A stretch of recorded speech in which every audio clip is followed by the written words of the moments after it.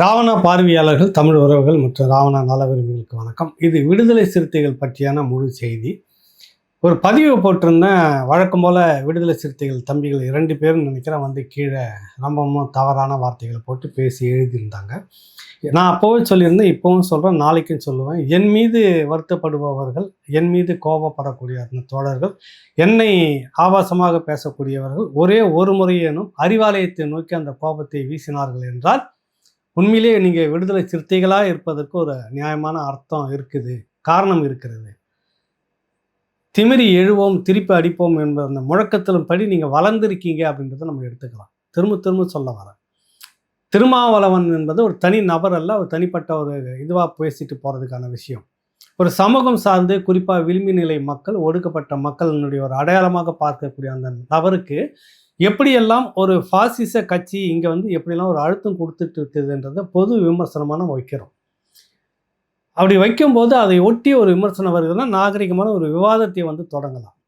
அதை தாண்டி விட்டு நேற்று நங்கூரம் வலையொலிக்கு தம்பி முத்துப்பாண்டிக்கு திருமாவளவன் அவர்கள் பேட்டி முடிந்தவுடன் அதே அந்த காட்டத்தோடு உட்காந்து அவர்கிட்ட பேசியிருந்த கடுமையாக அதுலேயும் வந்து 2-3 தோழர்கள் இப்படியெல்லாம் நீங்கள் பேசலாமா, அப்படி பேசலாமா அப்படின்னு. இப்படி தான் பேசுவோம், வேறு எப்படியும் பேச முடியும். நீங்கள் இப்படி பேட்டி கொடுத்தாலும் இப்படி தான் பேசுவோம், வேறு ஒன்றும் இல்லை. விடயத்துக்கு வருவோம். நம்ம காட்டுமன்னார் கோயிலில் போட்டியிடுவதாக முகநூல் வழியாக பேசியது யார்? தோழர் திருமாவளவன். பேசும்போது 2026 அரசியல் மாற்றம் இங்கே தமிழ்நாட்டில் கல நிலவரம் வந்து மாறும் அப்படின்னு சொன்னது யார்? திருமாவளவன் தோழர். அவர் தான் பேசுகிறாரு. நான் எங்கள் தோழர்கள்கிட்ட பேசினேன் அப்படின்னாலும் கூட அது பொது வெளியில் நீங்கள் சமூக வலைத்தளத்தின் மூலமாக நீங்கள் ஒரு விரைவிச்சு அதன் மூலமாக செய்தியை நீங்கள் எல்லாருக்கும் கொடுக்குறீங்க. இப்போ காட்டுமன்னார் கோவிலில் நீங்கள் நிற்க போகிறது அப்படின்றது உறுதி. அதுக்கடுத்தது 2026 ஒரு அரசியல் மாற்றம் நிகழரும் அப்போ எப்படின்றதும் உறுதின்னு நீங்கள் சொல்ல வரீங்க. இதை ஒட்டி உடனடியாக எல்லா ஊடகங்களும், குறிப்பாக திராவிடம் சாராத ஒட்டுத்திண்ணை இல்லாத ஊடகங்கள் வந்து இது கடுமையாக ஒரு விமர்சன பொருளாக எடுத்துக்கிட்டு பேசிச்சு. ஊடகங்கள் அல்லது சமூக வலைத்தளங்கள் அல்லது தனிநபர்கள் யாரோ ஒருத்தர் ஊடகம் பேசுவாங்க தான். ஒரு பதிவு போடுவதற்காக ராவணாவையும் என்ஐயும் உங்கள் டீமை எவ்வளோ கொச்சப்படுத்தி பேசியிருந்தாங்க அப்படின்றதெல்லாம் ஞாபகத்தில் வச்சுங்க. அப்படி இருக்கும்போது ஒரு அரசியல் கட்சி நடத்தக்கூடிய நீங்கள் ஒரு பதிவு விடுறீங்க. அந்த பதிவை ஒட்டி விமர்சனம் வருந்தான். திமுகவை வந்து பிடிக்காதவங்க திமுகவை சார்ந்து ஒரு விமர்சனத்தை வைப்பாங்க, பிடிக்கிறவர்கள் அதை சார்ந்து ஒரு விமர்சனத்தை வைப்பாங்க. 2 விதமான விமர்சனங்கள் வந்தது. ஒன்று, 26க்கு பிறகு தொங்கு சட்டமன்றம் வந்தால் அப்போ நாம் வந்து அரசியலுக்கு பயன்படணும், இந்த அரசியல் சரியாக பயன்படுத்திக்கணும், இனி இருந்த காலத்தில் இப்போது இல்லாமல் துணிந்து நிமிர்ந்து நிற்க வேண்டும் அப்படின்ற ஒரு நோக்கத்தில் விடுதலை சிறுத்தைகள் இந்த முடிவை எடுத்திருக்கிறார். தோழர் அதை நோக்கி நகர்கிறார் அப்படின்னு நிறைய பேர் எழுதியிருந்தாங்க. அதுக்கு நல்ல வரவேற்பு இருந்தது. இன்னொரு பக்கம் என்னன்னா, தொங்கு சட்டமன்றம் வந்துருச்சுன்னா ஒருவேளை நெருக்கடி கொடுத்து துணை முதலமைச்சர் பதவின்னு தாராளமாக வாங்கலாம் அப்படின்ற ஒரு நிலைப்பாட்டில் ஒரு சூழ்நிலை ஏற்பட்டிருப்பதாக தெரிய வருகிறது. இது எல்லாரும் சொல்லக்கூடிய ஒரு உரிமை இருக்குது, எல்லாருமே பேசுகிறாங்க. உதயநிதி முதலமைச்சரானாக்கா நீங்கள் வந்து துணை முதலமைச்சராக ஆகிறதுன்னு எழுதுறதுலையும் கேட்கறதுலையும் உங்களுக்கு என்ன வந்தது? நான் பேசியதை ஒட்டி சிலர் இப்படியெல்லாம் ஒரு கருத்துருவாக்கத்தை உருவாக்கினார்கள். எப்படியாவது இந்த கட்சி கூட்டணியிலிருந்து என்னை பிரித்து விட வேண்டும் என்று எவ்வளோ மெனக்கெடுறாரு பாருங்க இவர். அதை பார்க்கணும் எரிச்சல் அதிகமாகுது எல்லாருக்குமே. ஒன்றும் நீங்கள் கேட்ட மாதிரி மாதிரி ஒரு சமூகத்தை வச்சிருக்கிற வன்னியர் சமூகம் 18 தொகுதியை வாங்கிட்டு போயிருக்கு. இன்னும் அவங்க அப்பாவும் அவரும் ஒன்றா சேர்ந்துருந்தாங்கன்னா 25-30 தொகுதி வாங்கியிருப்பீங்க.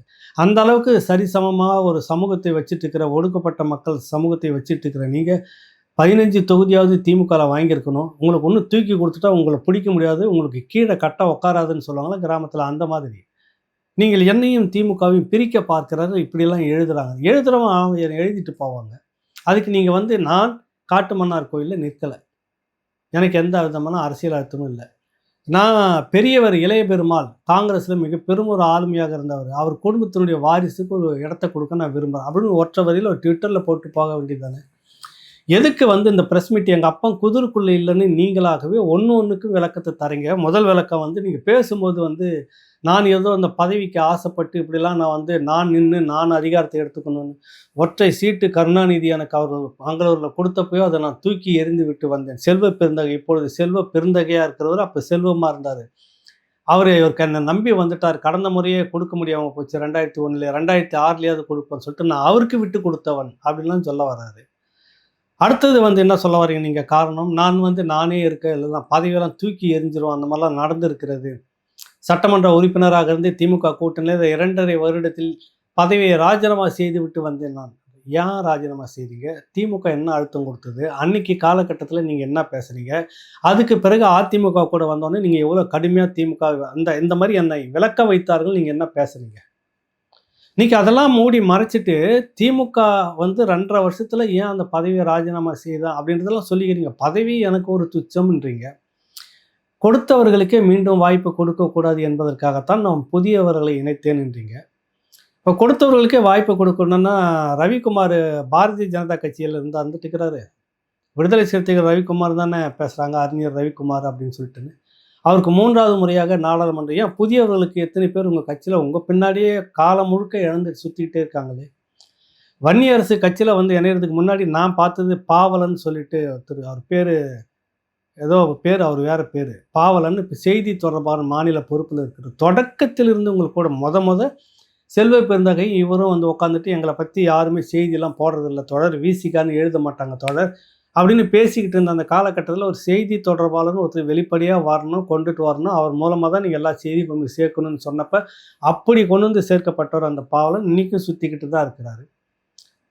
பெரம்பலூர் நினைக்கிற தம்பி கிட்டுன்னு ஒருத்தர், ஒரு கிட்டு உங்கள் கூட அவர் வேறு சமூகம், ஆனால் நீங்கள் தலித் தலைவர்னு தெரிஞ்சே உங்கள் கூட வந்து இணைஞ்சி அதை ஏற்றுக்கிட்டு அவரும் கிட்டத்தட்ட இந்த வயசு தாண்டி 50 தாண்டி உங்கள் கூட தான் நிற்கிறாரு.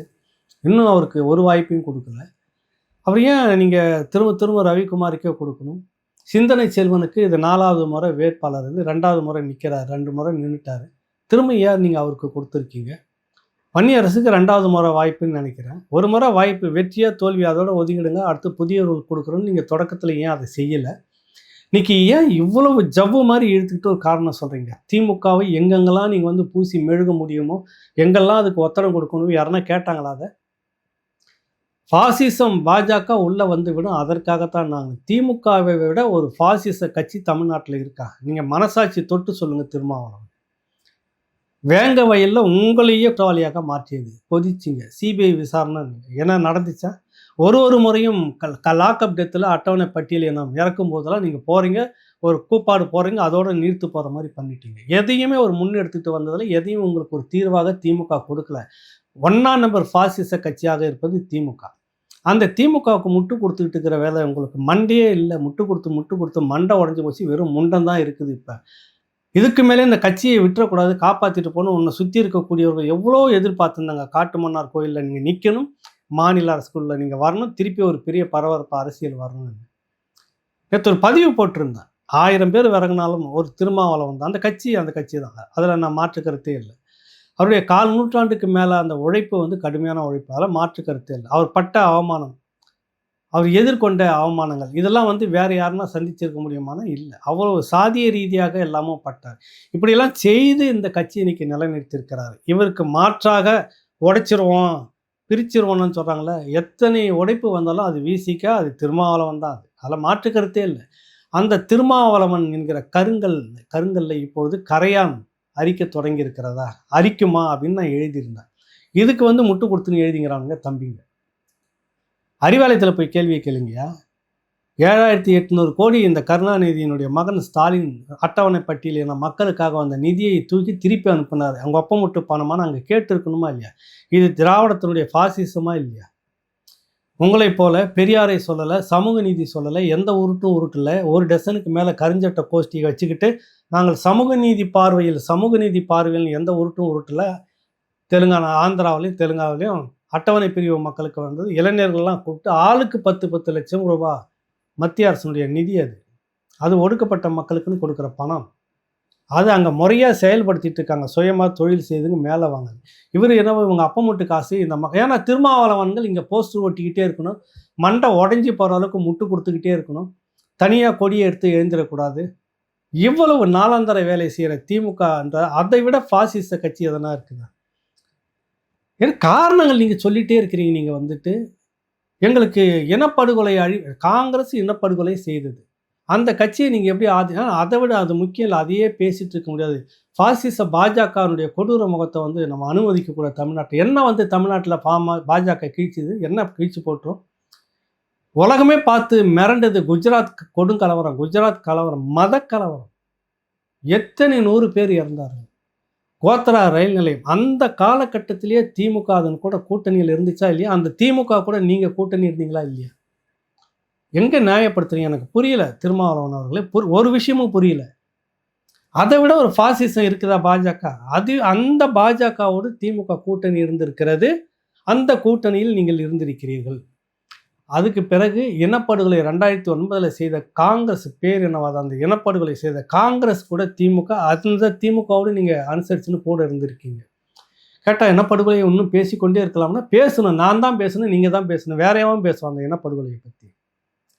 தமிழின அழிப்பு ஈழமண்ணில் நடந்தது யார் பேசுவாங்க? நீங்கள் தான் பேசுவீங்க. எந்த காலத்திலையும் காங்கிரஸோட கூட்டணி இருக்காது, நீங்கள் தான் முழக்கம் போட்டீங்க. இப்போ கேட்டால் காங்கிரஸோட இல்லை, நாங்கள் திமுகவோட தான் கூட்டணின்றீங்க.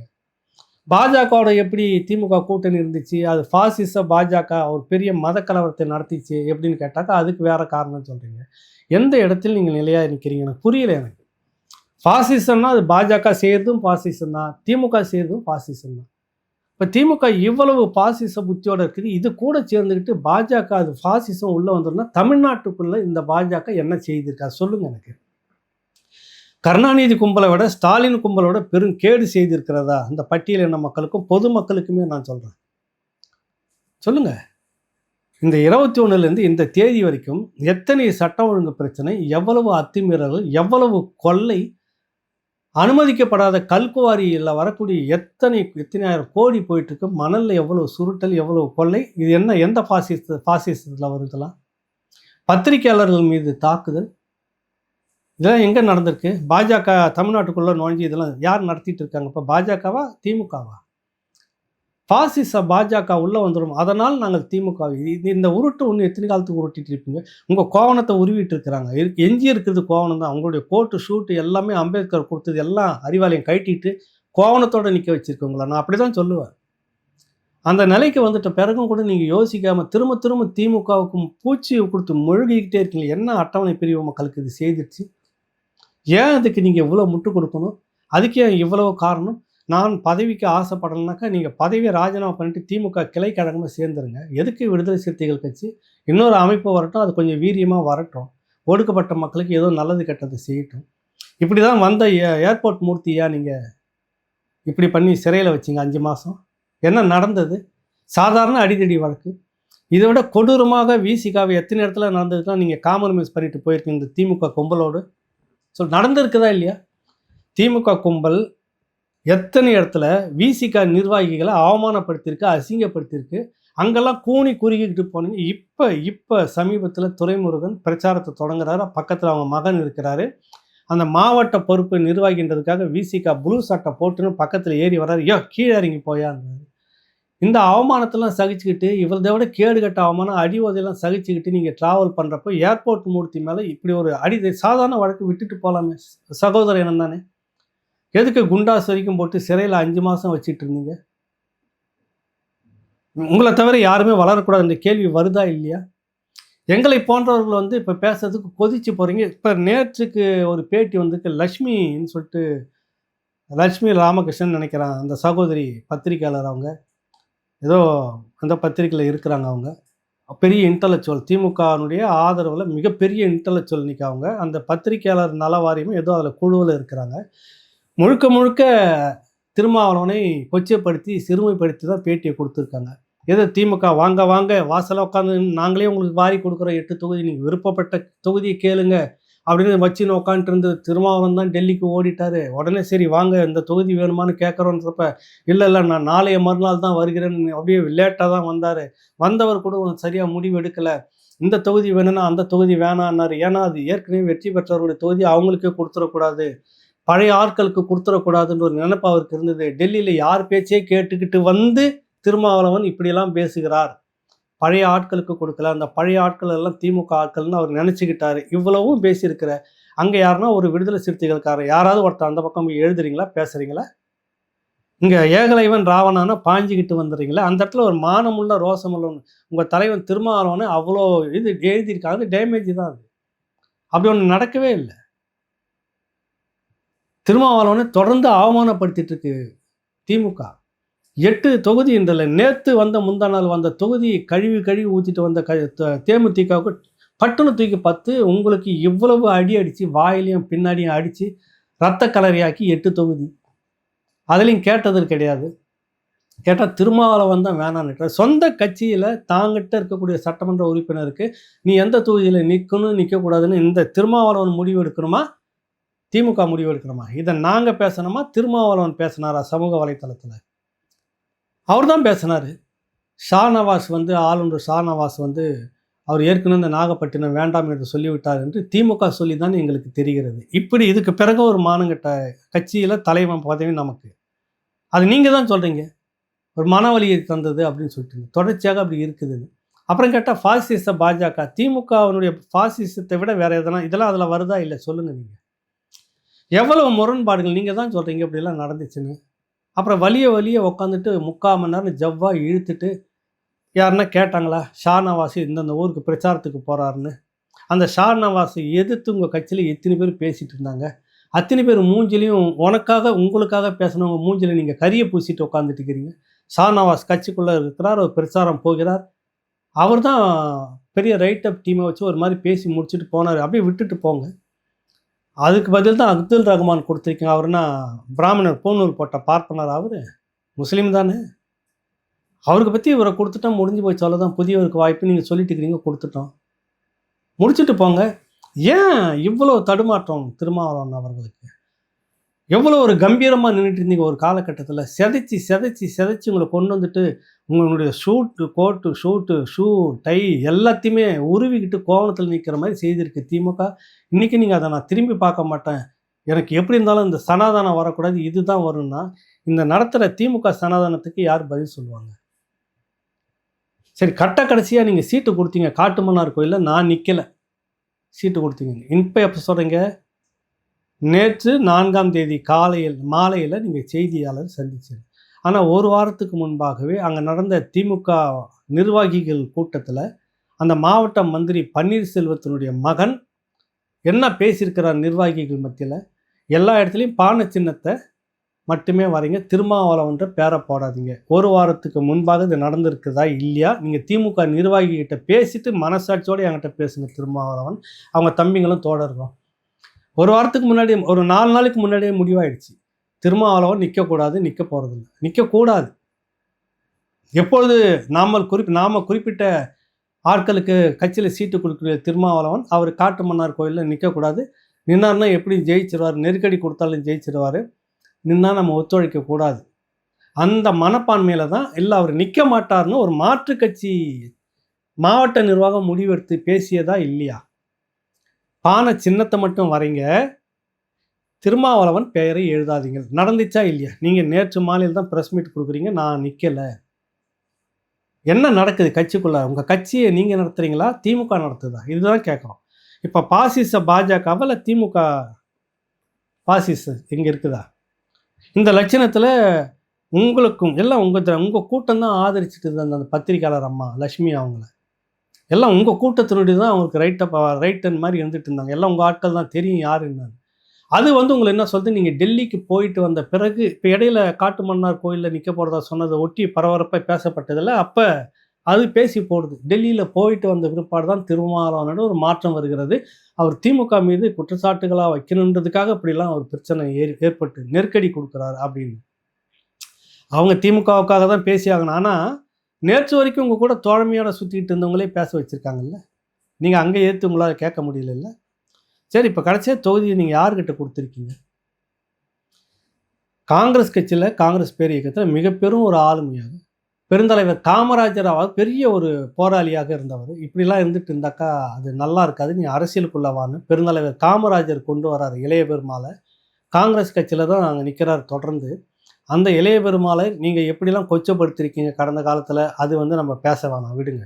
அந்த இளைய பெருமாளுடைய மகன் ஜோதிமணிக்கு நீங்கள் வேலை இந்த தொகுதி கொடுத்ததா சொல்கிறீங்க. ஜோதிமணி துறைமுகத்திலேருந்து வேலை செய்து ஓய்வு பெற்றவர். அந்த குடும்பத்தினுடைய தியாகத்துக்காக நாங்கள் கொடுக்குறோன்றீங்க. நான் என்ன கேட்குறேன், எனக்கு இது புரியல. ஏன் திருமாவளவன் அரசியல் இப்படி போகுதுன்னு எனக்கு புரியல. நீங்கள் கொடுக்குறதும் கொடுக்குறீங்க, அது உங்கள் கட்சியில் உங்கள் கூட காலங்காலமாக இருந்துட்டு இருக்கிறானே அவனுக்கு கொடுத்துருக்கலாம். ஜோதிமணி காங்கிரஸுக்கு இது சேர்ந்தவர். அவரே பேட்டி நேற்று கொடுக்குறாரு. நான் காங்கிரஸில் தான் விருப்ப மனு கொடுத்துருந்தேன்றாரு. காங்கிரஸில் தான் கேட்டிருந்தேன், விசிகா எனக்கு கொடுத்துருக்குதுன்னு அர்த்தம் சொல்கிறாரு. அதை காங்கிரஸில் கேட்டிருக்கிறாரு. அவர் கேட்காம கூட இருக்கட்டும். நீங்கள் வந்து உண்மையிலேயே ஒரு இளைய பெருமாள் அந்த குடும்பத்தின் மேலே உங்களுக்கு மதிப்பும் பற்றும் இருந்தால் காங்கிரஸ் சட்டையை பிடிச்சி உலுக்கியிருக்கும். இளைய பெருமாள் மிகப்பெரும் ஒரு ஆளுமை. கடலூர் மாவட்ட சுற்று வட்டார பகுதி முழுக்க தமிழ்நாடு முழுக்க அறியப்பட்ட ஒரு பெரிய ஒடுக்கப்பட்ட மக்களுடைய பிரதிநிதி. அவர் நிறைய சமூகத்துக்கு செய்திருக்கிறாரு. காங்கிரஸ் கட்சி 27 சீட்டில் அந்த குடும்பத்துக்கு ஒரு சீட்டு கேட்கணும். நீங்கள் அங்கே போராடி இருக்கணுமா? உங்கள் கட்சியிலேருந்து ஒரு சீட்டு நீங்கள் எடுத்து காங்கிரஸில் இருக்கிற ஆள் கொடுப்பீங்களா? எனக்கு புரியலை இந்த அரசியல். அவர் காங்கிரஸுக்கிட்ட தான் நான் கேட்குறேன்றார். அவங்க அப்பா காங்கிரஸ் நிர்வாகின்னு நீங்களே சொல்கிறீங்க. காங்கிரஸ் சட்டையை பிடிச்சி இந்த குடும்பத்துக்கு நீங்கள் செய்யணும், இந்த மக்களை நீ புறக்கணிக்கக்கூடாது, ஒடுக்கப்பட்ட மக்களுடைய பிரதிநிதித்துவத்தை நீ காங்கிரஸ் கட்சிக்குள்ளே கொடுங்க. செல்வ பெருந்தகை அவர் அட்டவணை பிரிவை சேர்ந்த ஒரு தலைவராக இருக்கிறார். இன்றைக்கி இருப்பார், நாளைக்கு போயிடுவார்.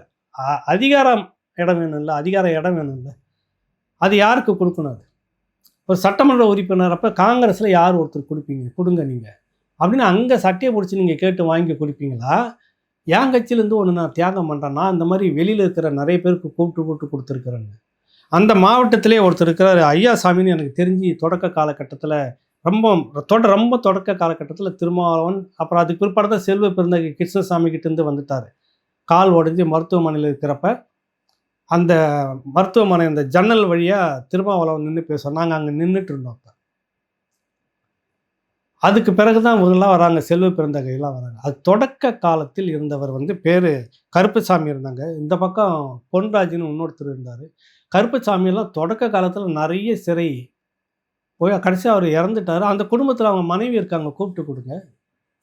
உங்கள் கட்சியில் தியாகி இருக்காங்களே சாமி, உங்கள் கட்சியில் எவ்வளோ பேருங்களாம் இருக்காங்களே சொல்லுங்கள். உங்கள் கட்சியில் எவ்வளோ பெரிய ஆளுமைகள்லாம் இருந்துட்டு அப்படியே இருக்காங்க, கிடப்பிலே இருக்கிறாங்களா? அதை மதிக்க மாட்டீங்களா? அது என்ன உங்களுக்கு ஒரு தாழ்வு மனப்பான்மை? எப்போ எடுத்தாலும் ஒரு நிகழ்ச்சி நடத்துனீங்கன்னாக்கா தாழ்த்தப்பட்டவர் அல்லாத மற்ற, அதுவும் குறிப்பாக பிராமண சமூகம் பெரிய பெரிய சமூகத்திலேருந்து கூட்டு பக்கத்தில் உட்கார வச்சுன்னு நீங்கள் பெருமை பாடிக்கிறது. உன் சமூகத்தில் இருக்கிற ஒரு படைப்பாளிக்கு, ஒரு கலைஞனுக்கு, ஒரு கவிஞனுக்கு, ஒரு இயக்குனருக்கு, ஒரு எழுத்தாளனுக்கு, என்ன ஒரு அரசியல்வாதிக்கு, ஒரு சாதனை செய்தவனுக்கு, ஒரு அறிவியலாளனுக்கு இப்படி நீங்கள் விருது கொடுப்பீங்களா? மாற்று சமூகத்திலிருந்து எல்லாமே பெரிய ஆளுமையை போட்டு ஒரு பாராட்டு நிகழ்ச்சி, இவருக்கு இந்த விருது இந்தா வச்சுக்கோ, இவருக்கு அந்த விருது இந்தா வச்சுக்கோ, வாரி விடுறது விருதுகளா. அதே புத்தி தான் இங்கேயும் இருக்குது. உன் கூட இருக்கிறவங்களுக்கு உங்களுக்கு தியாகம் பண்ண இத்தனை பேர் நின்றுட்டு இருக்கிறாங்க கூடவே. இவங்களெல்லாம் விட்டுட்டு இளைய பெருமாள் மகன் ஜோதிமணிக்கு கொடுக்குறீங்கன்னா என்ன? நீங்கள் ஏன் இவ்வளோ பதற்றம், இவ்வளோ உங்களுக்கு தடுமாற்றம் எக்கச்சக்கமாக இருக்குது? என்ன காரணம் உங்களுக்கு புரியல எங்களுக்கு. நீங்கள் எதை வேணாலும் சொல்லிட்டு போங்க. பாஜக மட்டும்தான் ஃபாசிசம், திமுக வந்து பெரிய சோசியலிசம், தயவு செய்து சொல்லாதீங்க உங்கள் வாயால். அது பெரும் எரிச்சலாக இருக்குது எல்லாருக்குமே. உன் கட்சியில் இருக்கிறவனுக்கு இவ்வளோ அவமானப்படுத்தியிருக்குது. ஒரு பெரும் சமூகமாக இருக்கிறவன் தேர்தலில் வேலை செய்யறதுக்கெல்லாம் திமுகவில் காசு கொடுத்தா தான் வருவான். காசு இல்லாமவே இந்த பக்கம் வந்து குவிஞ்சிட்டு இருக்கு உங்களுக்கு. அவ்வளவும் உங்கள் பேச்சு கேட்டு வந்து கலப்பணி செய்கிறான் திமுகவை. உங்கள் பேரை எழுத முடியல சுதந்திரமாக, கட்சி கொடியை வைக்க முடியல, நீல சட்டை போட்டுன்னு மந்திரிங்க கூட ஒன்றா பிரச்சாரம் போக முடியல, இறங்கி எனக்கு கேவலப்படுத்திட்டு இருக்கிறான். சின்னத்தை வந்து நீல கலரில் வரையாத கருப்பு சிவப்பு சின்னத்தில் பானை சின்னத்தை வரைஞ்சிக்கோன்றான். இவ்வளவும் பண்ணிட்டு இருக்கிற திமுக திராவிட சனாதனத்தையும் இந்த திமுக ஃபாசிசத்தையும் பேசவே மாட்டேங்கிறீங்களே ஐயா. இப்படி பேசுவது உங்களுக்கு எல்லாம் வருத்தமாக இருக்கும். விசிகா தோழர்கள் உடனே போராண்டி என் மேலே எழுதுவீங்க. மனசாட்சி தொட்டு நீங்கள் ஒவ்வொருத்தரும் யோசித்து பாருங்கள், நடந்திருப்பது சரியாக தவறான்னு உங்களுக்கே தெரியும். தடுமாற்றத்தில் இருக்கிறார், எதுக்கோ மிரட்டப்பட்டு இருக்கிறார். ஒரு 4 நாளுக்கு முன்னாடி எப்படி திமுகவுடைய மாவட்ட செயலாளர் மகன் அந்த மாவட்ட நிர்வாக கூட்டத்தில் சின்னத்தை மட்டும், பானை சின்னத்தை மட்டும் வரைங்க, திருமாவளவன் பேரை எழுதாதீங்க, அவர் இருக்க மாட்டார்னு எப்படி சொன்னார்? அதுக்கு பதில் சொல்லுங்கள். நீங்கள் கட்சிக்குள்ளே என்ன நடக்குது? நான் தலைவர் பதவிக்கெல்லாம் ஆசைப்பட மாட்டேன்னா ரிசைன் பண்ணிவிட்டு திமுகவுக்குள்ளே போயிடுங்க. கட்சி நடத்த வேணான்னா இன்னொரு புது ரத்தம் உள்ள வந்து கட்சியை நடத்தட்டும். இதை தான் நம்ம சொல்ல முடியும். இப்போவும் சொல்கிறேன், திருமாவளவன் நாளையே நினைத்தால் பழைய திருமாவளவனாக நிற்க முடியும். கட்சியிலேருந்து எத்தனை பேர் திமுக உடச்சி எடுத்தாலும் ஒரு இம்மிக்கு கூட பொருட்டாகாது. ஏன்னா முகவரி என்றது திருமாவளவன் தான். திருமாவளவன் பக்கம்தான் கட்சி இருக்கும். திருமாவளவன் பின்னாடி தான் தம்பிங்களும் நிற்பாங்க. எவன் உடச்சிக்கிட்டு போனாலும் ஒரு பிரச்சனை இல்லை, உடைக்கிறதா சொல்லி மிரட்டினாலும் பிரச்சனை இல்லை. நாளைக்கே நினைச்சாலும் ஒரு அவதாரம் எடுத்து உங்களால் நீக்க முடியும். பழைய தொடக்க கால திருமாவளவனாக எல்லா கட்சிகளுக்கும் தலைவலி கொடுக்க முடியும். மக்கள் நலன் மட்டும்தான் அப்படின்ட்டு கடும் போராட்டத்தை உங்களால் இறங்க முடியும். ஆனால் ஏன்னு தெரியல, எதுக்குன்னு தெரியல, இவ்வளவும் விட்டு கொடுத்துட்டு இப்படிலாம் பெதற்றி பேட்டி கொடுத்துட்டு இருக்கீங்க. அது ஏன்னு தெரியலன்றது தான் இந்த பதிவு. மீண்டும் ஒரு நிகழ்ச்சியில் சந்திப்போம். நன்றி, வணக்கம்.